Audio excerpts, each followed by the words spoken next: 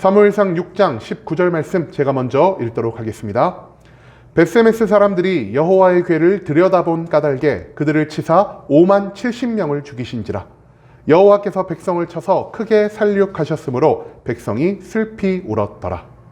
벳세메스 사람들이 이르되 이 거룩하신 하나님 여호와 앞에 누가 능히 서리요 그를 우리에게서 누구에게로 올라가시게 할까 하고 전령들을 기럇 여아린 주민에게 보내어 이르되 블레셋 사람들이 여호와의 궤를 도로 가져왔으니 너희는 내려와서 그것을 너희에게로 옮겨가라.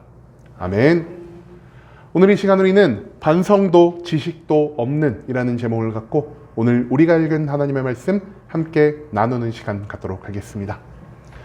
이스라엘의 역사를 통해서 진정한 왕은 누구이며 왕권은 어디에서부터 나오는지를 가르쳐주는 사무엘상 그 6장의 말씀을 갖고 함께 나누는 시간 갖고 있습니다. 오늘 본문 말씀 가운데에서 우리는 블레셋에 빼앗긴 언약궤가 이스라엘로 다시 돌아왔을 때 그것이 어떤 일을 만들어냈는지에 대해 배울 수 있게 될 것입니다. 그렇다면 다시 돌아온 언약궤를 이스라엘 백성들은 어떻게 대했으며 그 행동에 대한 결과는 무엇이었는지 오늘 본문 말씀 한 절 한 절 찾아보며 함께 알아보는 시간 갖도록 하겠습니다. 먼저 본문 19절 말씀에서 성경은 이렇게 기록합니다. 벳세메스 사람들이 여호와의 궤를 들여다본 까닭에 그들을 치사 5만 70명을 죽이신지라. 여호와께서 백성을 쳐서 크게 살육하셨으므로 백성이 슬피 울었더라. 이 19절 말씀에서 우리는요 블레셋에서 다시 이스라엘로 돌아온 언약궤에 대해서 찾아볼 수 있게 될 것입니다. 우리가 저번 주 계속해서 나눈 건 무엇이었습니까? 전쟁의 패배로 인해서 하나님의 언약궤를 블레셋에 빼앗겼지만 그 언약궤를 무시하고 하나님에 대한 두려움이 없어진 블레셋에 하나님은 심판을 내리셨고요. 이 하나님의 심판으로 인해서 하나님의 살아계심을 그리고 하나님의 전지전능하심을 그리고 하나님을 업신여기고 하나님을 무시한 그 죄를 지은 블레셋에 벌을 내리시는 하나님을 블레셋 사람들이 깨달을 수 있게 되었다는 것입니다. 그렇기 때문에 블레셋은 더 이상 우리가 이 언약궤를 가지고 있다간 이 나라가 멸망하겠다라고 생각하여 이 언약궤를 다시 이스라엘로 돌려보내고자 했다라는 것이죠. 하지만 블레셋 사람들은요 자신들이 직접 언약궤를 들어서 이스라엘로 옮기고자 하진 않았습니다. 왜냐? 이 땅에 저주를 내린 하나님의 언약궤를 우리가 직접 손으로 만지기라도 한다면은 그 언약궤를 만진 사람들에게 저주가 임할지도 모른다라는 그러한 생각을 했기 때문이라는 것이죠. 그렇기 때문에 블레셋 사람들은요 젖소 2마리의 소래를 달고요 그 소래 위에 언약궤를 얹어서 이스라엘 방향 쪽으로 보내버렸습니다.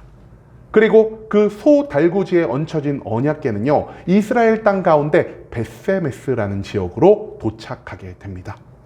성경 말씀은 정확히 벳세메스 사람 여호수아의 밭에 하나님의 언약궤가 돌아오게 되었다는 것을 기록하고 있다는 것이죠. 그런데요 이 언약궤가 이스라엘로 돌아왔을 때 이스라엘 백성들, 특히 이 벳세메스에 살았던 이스라엘 백성들은 하나님의 언약궤를 어떻게 대했을까요? 여러분, 저들이 하나님의 언약궤를 들여다보았다라고 성경은 기록하고 있습니다. 들여다보았다라는 말이 무엇일까요? 여러분, 언약궤는요 나무 상자에 금박을 입혀가지고 뚜껑을 덮어놓은 것입니다. 한마디로 하나님의 언약궤를 볼 기회가 없었던 이스라엘 백성이요 하나님의 언약궤를 눈 가까이에서 보자 그것에 대한 호기심을 느껴 그 뚜껑을 열고 언약궤 안에 뭐가 들어있는지를 바라보게 되었다는 것을 성경 말씀은 우리에게 알려주고 있습니다. 여러분, 그런데 하나님의 언약궤 원래 어디에 있던 것입니까? 하나님의 언약궤는요 성소 안에, 성막 안에 있어야 하는 것입니다. 그것도 성막 안에서 더욱 구별된 지성소 안에 있어야만 했다는 것이죠. 그리고 일반 백성들은요 그 언약궤를 볼 수도 없었고요 봐서도 안 되었습니다.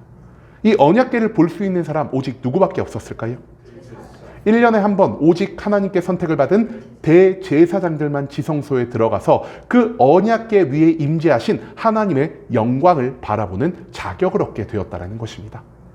심지어 하나님에게 자격을 부여받은 대제사장도요 언약궤 위에 임재하신 하나님의 영광만을 바라봤을 뿐 그 언약궤를 열고 그 안에 무엇이 들어있는지를 확인할 수가 없었다라는 것입니다.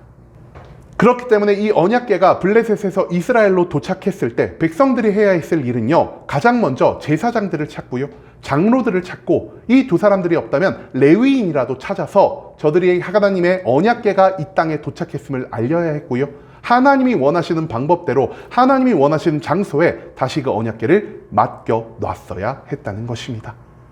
하지만 이스라엘 백성들 전쟁에서 패배했음에도 불구하고 여전히 회개하지 않고 여전히 돌이키지 않고 여전히 하나님을 믿는 믿음이 없었던 이 백성들은요, 이 언약궤를 존귀하게 대하기를 선택하기보다 오히려 자신의 호기심을 충족하기 위해 언약궤를 경망스럽게 대하는 모습을 보였다라는 사실, 그것을 오늘 이 본문 말씀은 우리들에게 보여주고 있다라는 것입니다.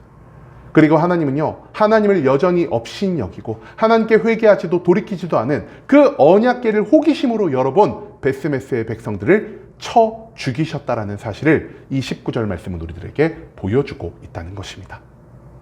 그 다음 이어진 20절과 21절 말씀에서 성경은 이렇게 말합니다. 베스메스 사람들이 이르되 이 거룩하신 하나님 여호와 앞에 누가 능히 서리요? 그를 우리에게서 누구에게로 올라가게 할까 하고 전령들을 기럇 여아림 주민에게 보내어 이르되 블레셋 사람들이 여호와의 궤를 도로 가져왔으니 너희는 내려와서 그것을 너희에게로 옮겨가라.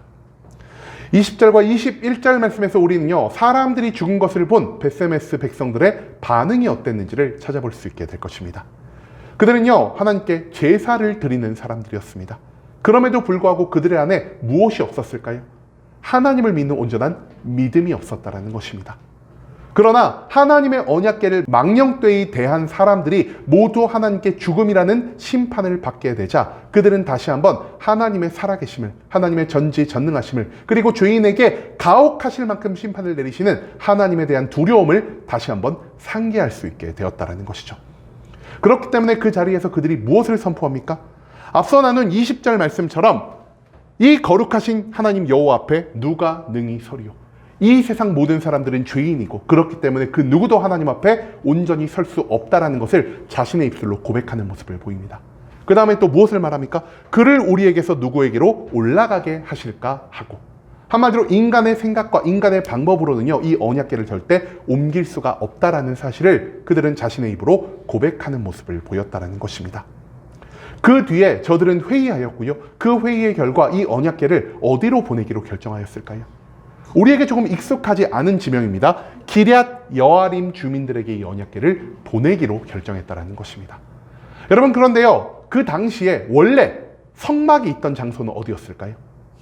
실로였습니다. 그 실로에서 실로의 성막 가운데 이스라엘의 모든 것들을 주관하는 엘리가 살고 있었다는 것입니다. 그런데 이 실로의 성막이 어떻게 되었습니까? 실로의 성막에 있는 모든 것과 이스라엘을 주관해야 했던 엘리가 죽어버렸습니다. 엘리의 뒤를 이어야 했던 엘리의 두 아들도 블레셋과의 전쟁에서 죽음을 맞이했습니다. 그리고 실로에 원래 무엇이 있어야 했다고요?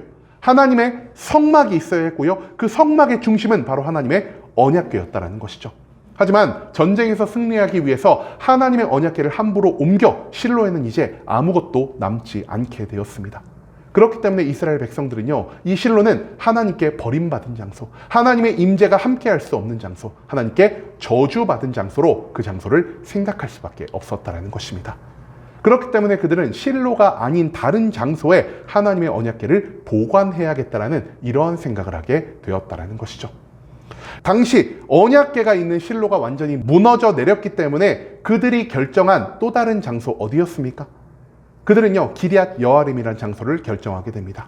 이 기럇 여아림은요, 베스메스에서 얼마 떨어지지 않은 유다 지파에 속한 곳이었고요, 이 장소는요, 블레셋의 침공에 더 잘 언약궤를 보호할 수 있는 그런 지형을 가지고 있었다라고 합니다.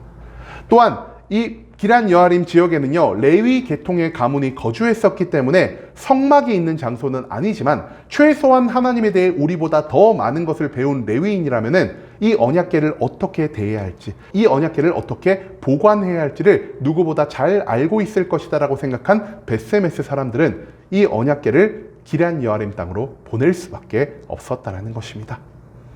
여러분, 사무엘상 2장 30절, 우리가 예전에 나눈 이 말씀 가운데에서 하나님이 사무엘에게 알려주신 건 무엇입니까? 하나님은 사무엘에게 이렇게 말씀하십니다. 내가 나를 존중히 여기는 자를 나도 존중히 여길 것이요, 나를 멸시하는 자를 내가 경멸할 것이다 라고 말입니다. 여러분, 하나님이 사무엘에게 이 말씀을 왜 하셨습니까? 하나님이 엘리와 엘리의 가문을 심판하시려는 그 마음을 갖고 계신다라는 것을 알려주시기 위해 이 말씀을 사무엘에게 선포하셨다라는 것입니다. 하지만 이 말씀이요, 단순히 엘리와 엘리의 가족들에게만 적용되는 말씀일까요? 그게 아니었다라는 것입니다. 이 말씀은요, 하나님을 업신여긴 블레셋에게도 적용될 수가 있는 말씀이었고요, 하나님의 언약궤가 돌아왔음에도 불구하고 이 언약궤를 업신여긴 이스라엘 모든 백성과 이 세상에 하나님을 믿지 않는 모든 사람들에게 공평하게 적용될 수 있는 말씀이라는 사실을 우리는 오늘 본문 말씀에서 찾아볼 수가 있다는 것입니다. 전쟁에서 패배하는 하나님의 징계와 심판 가운데 있었으면서도 여전히 하나님의 언약궤를 업신여기고 하나님을 온전히 믿지 않는 이스라엘은 어떻게 하나님의 심판을 받고 있는지 오늘 본문 말씀에서 우리는 이것을 찾아볼 수 있게 된다는 것입니다. 심판 속에서 이스라엘 백성들이 가장 먼저 해야 할 건 무엇이었습니까? 저들은 가장 먼저 하나님께 회개하고 하나님께 돌이키며 하나님을 향한 자신들의 믿음을 회복해야 했을 것이고요, 하나님과 우리의 관계를 다시 굳건히 만들어 나아가야만 했습니다.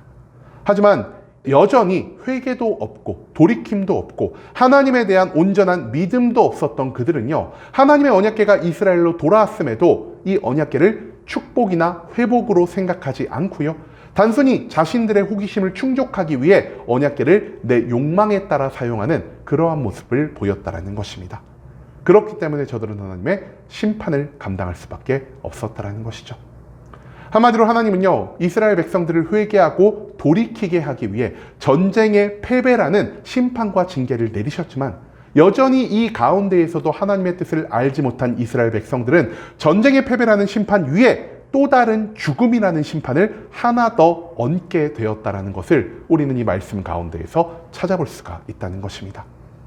여러분, 우리들은요, 하나님의 심판을 일회성이라고 생각을 합니다.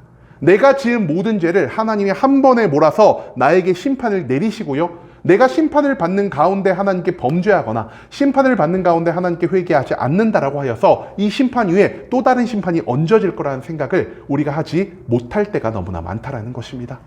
그런데 오늘 본문에서 이스라엘은 무엇을 경험합니까?